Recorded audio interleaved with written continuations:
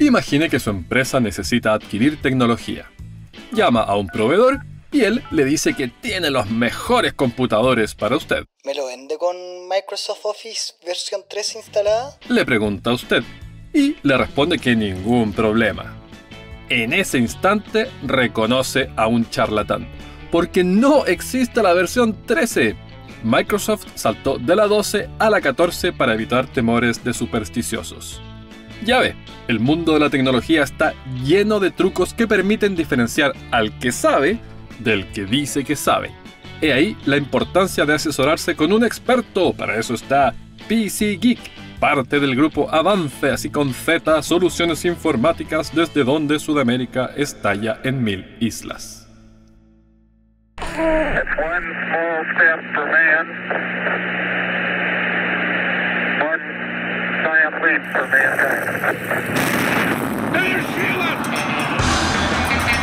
Esto es Historia Freak, donde toda historia tiene algo de historieta.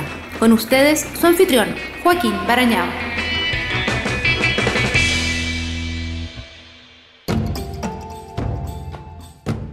El episodio anterior lo dejamos en el inicio del Mesozoico, el periodo de los pulentísimos dinosaurios.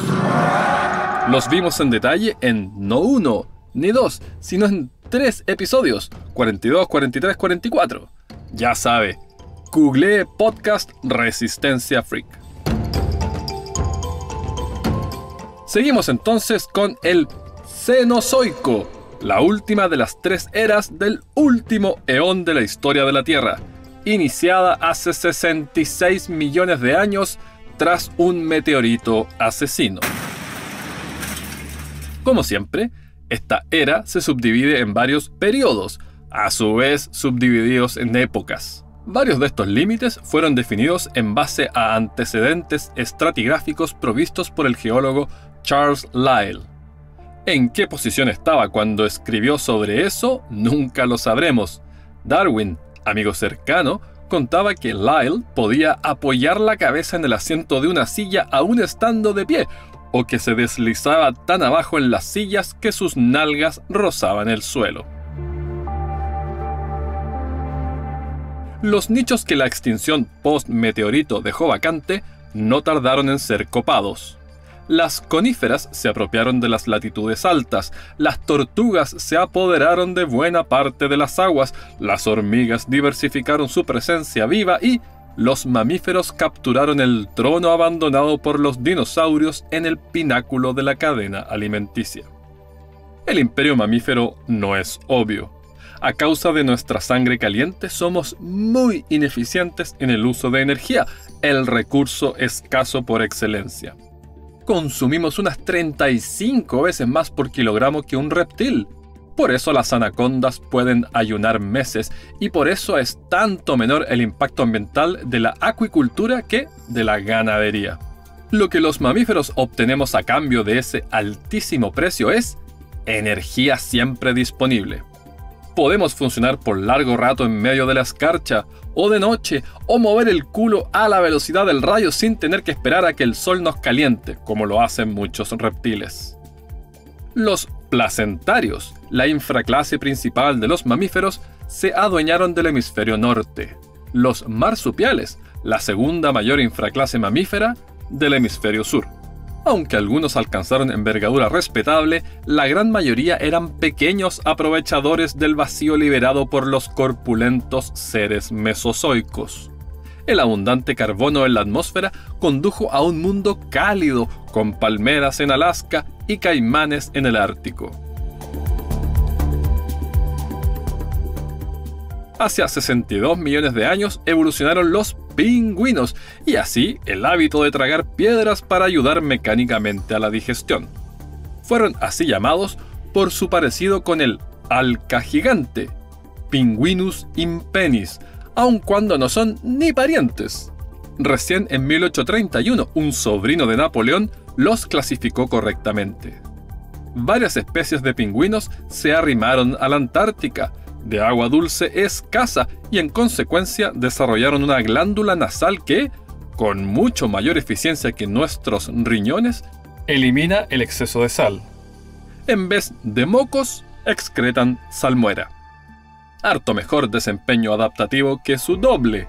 El último espécimen de alca gigante avistado en Gran Bretaña murió a ramalazo limpio porque lo dieron por bruja que causaba una tormenta. Y la última pareja jamás vista pereció en un islote de Islandia en 1844 a pedido de un comerciante que quería especímenes. Los adultos fueron estrangulados y el huevo final aplastado de un pisotón. 2 millones de años después, era ya bastante más nutrido el menú de aves no voladoras. Aparecieron además los búhos y, más decisivo para quien quiera leer esto, el orden de los primates. Linneo los llamó así por primatis, primero en el sentido de principal, porque nos consideró il capo di tutti capi en lo que a vida se refiere. Los mamíferos continuaron su derrotero de diversificación y conquista. En torno a 56 megaaños atrás asomaron los armadillos y con ellos su costumbre de parir siempre 4 crías del mismo sexo. Las aves iban adquiriendo formas y colores que ya podríamos distinguir, y esto incluye loros y algunos carpinteros. Los primeros trinos enriquecían el paisaje sonoro y copaban la vacancia que los pterosaurios dejaron en el alto espacio aéreo. Habitaban el planeta más caliente desde el Cámbrico, 14 grados superior al actual. Un mundo intensamente verde que ni siquiera en los polos soportaba hielo permanente, si bien de baja diversidad florística. El calor alcanzó el máximo hace 55,5 megaaños, momento de una liberación brutal de carbono, 240 megatoneladas anuales durante 50 kiloaños, por causas no del todo comprendidas. Dejó la escoba. Y para que se desvele, le cuento que hoy emitimos 150 veces más. No satisfechos con su presencia terrestre, hace 52 megaaños los mamíferos conquistaron los cielos murciélagos mediante curiosos bichos con ecolocalización incorporada y, en ciertas especies, machos que lactan.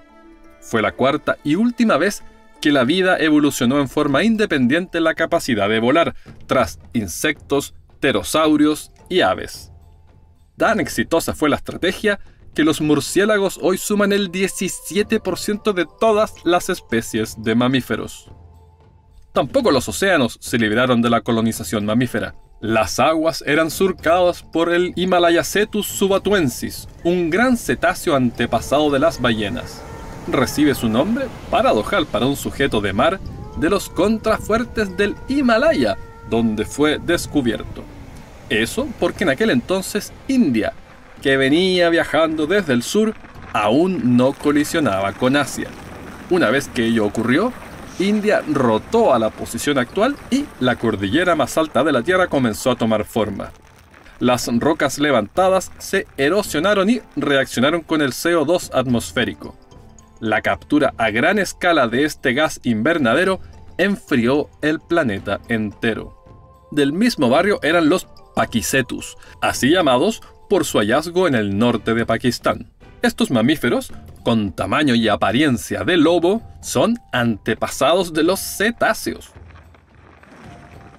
Hace unos 50 megaaños, mientras África se desplazaba hacia el norte hasta tocar Eurasia y cerrar el mar de Tetis, brotaron los camélidos. En Norteamérica, fíjese usted. Los camellos tienen 3 párpados, protección óptima para tormentas de arena, pero posiblemente evolucionaron para protegerse de ventiscas. Las jorobas almacenan grasa, y no agua, no sea bruto, para largos inviernos sin comida, no para travesías desérticas, y sus patas anchas como raquetas son ideales para no hundirse sobre la nieve. Con el tiempo, los camélidos migraron a Eurasia y luego a África. Mucho después, los británicos importaron camellos a Australia para el transporte de materiales en esas sequedades. Fueron abandonados allá y ahora son plaga. Australia hoy exporta camellos y dromedarios a Arabia Saudita, además de arena, si puede creerlo. Tapires y rinocerontes aparecen en el registro fósil junto con los camélidos. No solo había rinocerontes en Norteamérica, Los rinocerontes también se originaron allí. 10 megaaños más tarde fue el turno de polillas y mariposas, curiosos insectos que llevan su sentido del gusto en las patas. Compartían el planeta con los basilosaurios. Y no eran dinosaurios que driblearon el asteroide asesino, sino una de las primeras ballenas. Cuando la especie fue recién descubierta, se creyó que era un gran reptil y así quedó. Se hacía rechupete a tiburones y otros peces de gran tamaño. A salvo sí estaban los osos, que alumbraron allá por los 38 megaaños atrás. En tierra, los pastos modernos comenzaron a extenderse hacia 35 megaaños, clave en la evolución herbívora. 5 megaaños más tarde, mientras los pastos hacían retroceder la foresta tropical hacia el cinturón ecuatorial, encontraron un nuevo obstáculo: los eucaliptus. En paralelo, Sudamérica se desgajaba de la Antártica para formar una isla-continente independiente, y las versiones más primitivas de gatos y cerdos poblaban algunos rincones. Con orgasmos de media hora y cerca de 1/4 de litro por eyaculación, convengamos que a los cerdos machos no les faltaban incentivos para multiplicarse. Y todo con un pene con forma de sacacorchos que rota dentro de una vagina que asemeja el negativo de 1. Cerca de 28 megaaños atrás dominó la escena terrestre el Paraceratherium, o bestia casi cornuda, suerte de rinoceronte sin cuerno. Es posible que luciera una mini trompa o un labio superior prensil. Con 18 toneladas, quizás el mayor mamífero terrestre de todos los tiempos. El retador es el elefante asiático de colmillo recto, que convivió con humanos hace decenas de kiloaños. La que hasta ahora no tiene rivales en su categoría es Pelagornis sandersi, hace unos 25 megaaños, la mayor ave en el sentido moderno en navegar el firmamento, con una envergadura de casi 7 metros. Por poco duplica al plusmarquista vivo, el albatros vagabundo. Hacia 20 megaaños atrás, la biosfera comenzó a tolerar a las hienas, cuyas hembras lucen clítoris casi tan largos y voluminosos como el pene, dentro del cual ellos deben embocar su órgano. 5 megaaños después se manifestaron los canguros y su capacidad de reutilizar energía de pedos para trajines metabólicos. Si alguno de estos marsupiales hubiera cruzado al sur de Sudamérica, se las hubiese batido con el Kelenken, una pavorosa ave terrestre de 3 metros y pico de 46 centímetros.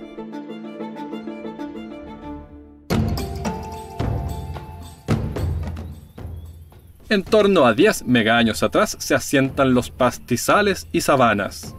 Tigres y gatos domésticos habían divergido hacía no mucho. Hoy comparten un 95,6% del genoma.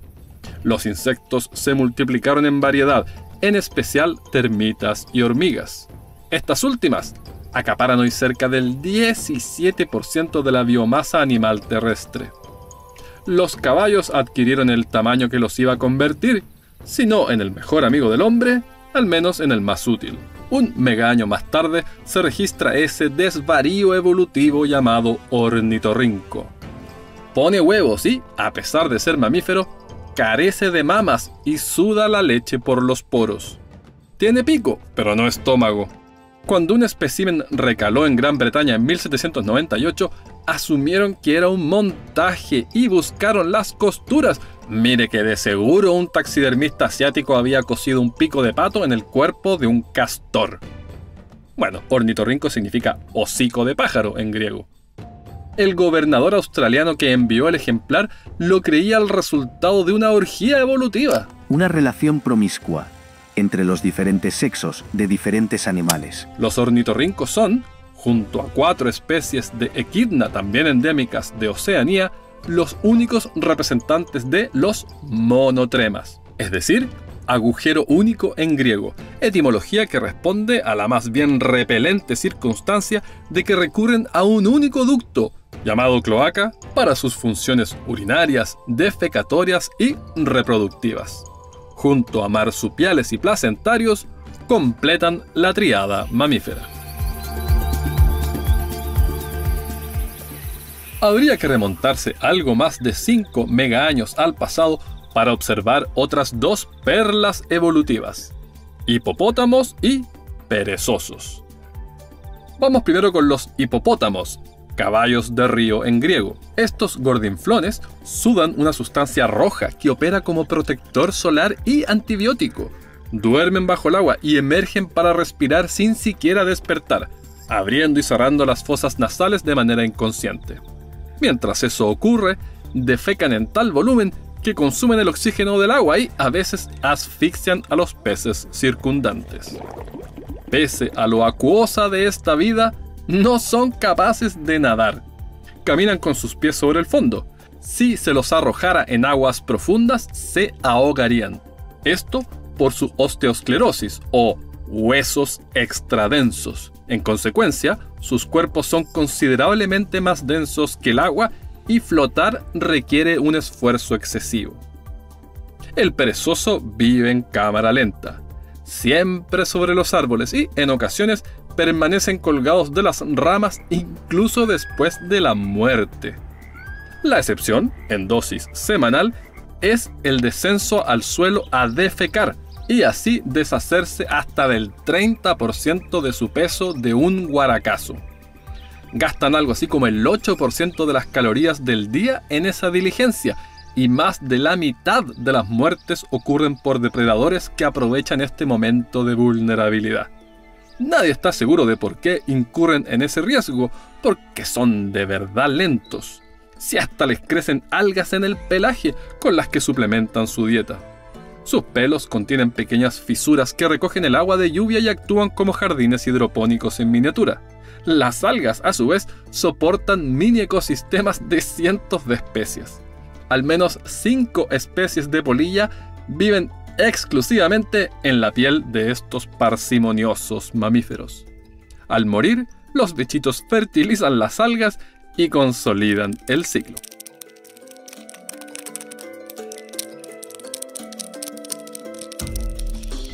En paralelo al advenimiento de hipopótamos y perezosos, ocurrió un pulso de diversificación de herbívoros forrajeros como elefantes y cebras, carne tierna que cimentó el camino para grandes depredadores como los leones.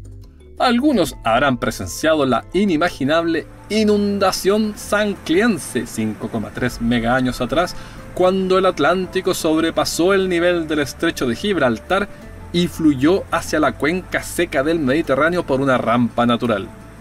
El caudal alcanzó quizás 3 órdenes de magnitud más que el Amazonas, de lejos el río más caudaloso del mundo, y una velocidad de 140 kilómetros por hora. Áreas elevadas se volvieron islas permanentes, como Creta, condición que hasta hoy se refleja en su biodiversidad. La tasa a la que se llenaba la gran piscina mediterránea era tan alta que se producían sismos inducidos y aludes que provocaban maremotos con olas de quizás 90 o 100 metros, de las que hay evidencia geológica.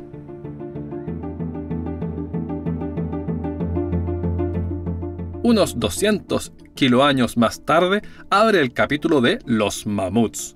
Fueron protagonistas por largo tiempo de los quehaceres de Eurasia, de modo tal que sus colmillos congelados hasta el día de hoy son escarbados con fruición por recolectores siberianos. A $900 el kilo no es para menos. Hacia 3,6 megaaños atrás, las ballenas azules alcanzaron ya el descomunal tamaño que es hoy su sello. Engullen hasta 460.000 kilocalorías de krill por bocanada, lo que un hombre adulto come en 180 días.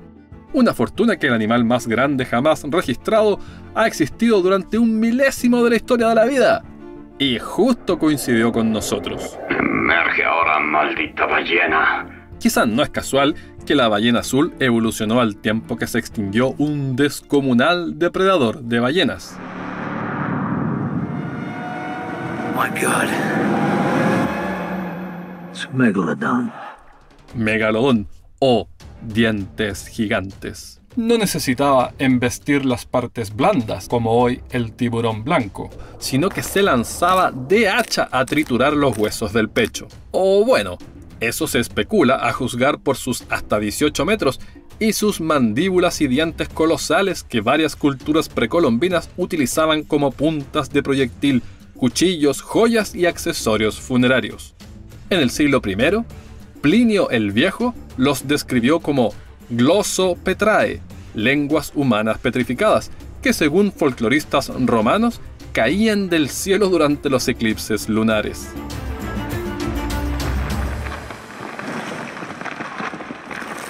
La siguiente gran novedad es geológica. Hace unos 2,8 megaaños, Norteamérica se unió a Sudamérica. El nuevo istmo desencadenó la oleada más significativa del Gran Intercambio Americano. Entre quienes viajaron hacia Sudamérica a probar suerte se cuentan ciervos, camélidos, tapires, caballos, pumas, tigres dientes de sable, roedores y osos. A la inversa, perezosos, capibaras y gliptodontes. El proceso fue propuesto por primera vez por Alfred Russel Wallace, el naturalista que casi se le adelanta a Darwin, y fue profundizado por Florentino Ameghino, el inolvidable investigador argentino para quien la humanidad se originó, entre todos los lugares posibles, en Argentina. ¡Argentina va a salir campeón! Del orden de 200 kiloaños después, comienza el Cuaternario, que ya no indica el cuarto periodo de nada. Es un vestigio de la división hoy obsoleta que Giovanni Arduino postuló en el siglo XVIII, que incluía además primario, secundario y terciario. Los deslindes del Cuaternario son las glaciaciones. Sucede que el bloqueo de la avenida marina entre el Atlántico y el Pacífico fortaleció la corriente de Humboldt y dejó solo la corriente del Golfo transportando calor al norte. El Ártico se enfrió y desencadenó todo lo demás. En un ir y venir, como las olas del mar, solo que a velocidad geológica, los glaciares continentales avanzaban y retrocedían en ciclos de 41.000 años. En sus máximos podían alcanzar los 40 grados de latitud, equivalente a Nápoles, y los océanos oleaban 120 metros más abajo que hoy. Esta remecedora hipótesis fue postulada por primera vez por el suizo Louis Agassiz, discípulo del prusiano a quien honra la corriente de Humboldt. Como buen padre de la glaciología que era, erigió una cabaña sobre un glaciar para estudiar las danzas del hielo sin moverse de su escritorio. Varios antes que él, entre ellos el mismísimo Goethe, habían estudiado estas masas blancas. Algunos incluso planteaban que la localización de ciertas rocas se debía a arrastres en épocas de mayor extensión, pero nadie había ido tan lejos como Agassiz y sus eras del hielo. William Buckland, aquel reverendo del episodio 42 que se comió el corazón de Luis XIV, lo acompañó por las islas británicas en busca de confirmaciones geológicas de la teoría. Las encontraron. Faltaba aún comprender las causas del pálpito criogénico. En la década de 1860, prestigiosas publicaciones británicas comenzaron a recibir trabajos sobre hidrostática, electricidad y otros tópicos científicos elaborados por un tal James Kroll de la Universidad de Anderson. Uno de esos estudios explicaba cómo variaciones en la órbita de la Tierra pudieron precipitar las eras del hielo y fue reconocido de inmediato por la comunidad científica como un trabajo del más alto estándar. Después se supo que el puesto de Kroll en la universidad era conserje. El núcleo de sus postulados es correcto. Mucha vida sucumbió ante el maltrato helado, tales como dientes de sable y gliptodontes. También los mastodontes o mamadiente, así llamados porque las proyecciones de los molares asemejan pezones. Caballos, camellos y chitas se extinguieron en Norteamérica. En medio de ese mundo de transición fue que evolucionó una especie diferente. Una que iba a cambiar por completo la faz de la Tierra y que nos mantendrá entretenidos los siguientes episodios. Esto fue Historia Freak, escrito y narrado por Joaquín Barañao. Postproducción, Hernán Melgarejo. Las referencias bibliográficas de este y todos los episodios en Historia Universal Freak Extendida. 2.800 páginas desde el Big Bang hasta el presente, a $9.99 en Amazon.com.